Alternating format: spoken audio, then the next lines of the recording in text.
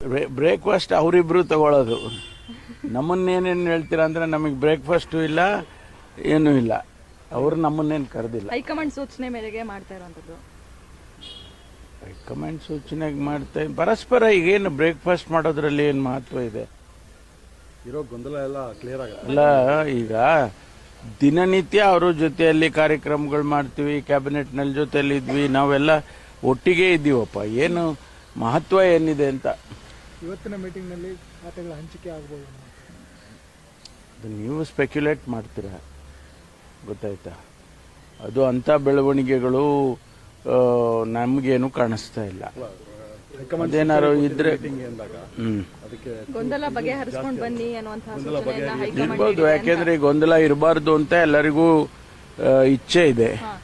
ಹೈಕಮಾಂಡ್ಗೂ ಕೂಡ ಇದನ್ನ ಬಗೆಹರಿಸಬೇಕು, ಈ ರೀತಿ ಯಾವುದು ಕೂಡ ಗೊಂದಲ ಆಗಬಾರ್ದು ಅಂತ ಹೇಳಿ ಅವ್ರಿಗೂ ಇರ್ತಕ್ಕಂಥದ್ದು. ಹಾಗಾಗಿ ಹೇಳಿರ್ತಾರೆ.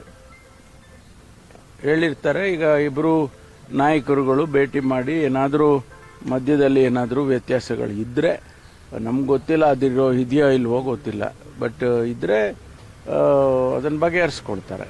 ಸರ್, ಈ ಒಂದು ಬ್ರೇಕ್ಫಾಸ್ಟ್ ಮೀಟಿಂಗ್ ನಂತರ ನೀವೇನಾದರೂ ಸಭೆ ಸೇರೋ ಸಾಧ್ಯತೆಗಳಿದೆಯಾ ಅಂತ? ನಾವು ಸೇರ್ತಾನೆ ಇರ್ತೀವಲ್ಲ. ಇವತ್ತು ನಾವು ಊಟಕ್ಕೆ ಸೇರ್ತೀವಿ, ನಾವು ತಿಂಡಿಗೆ ಸೇರ್ತೀವಿ.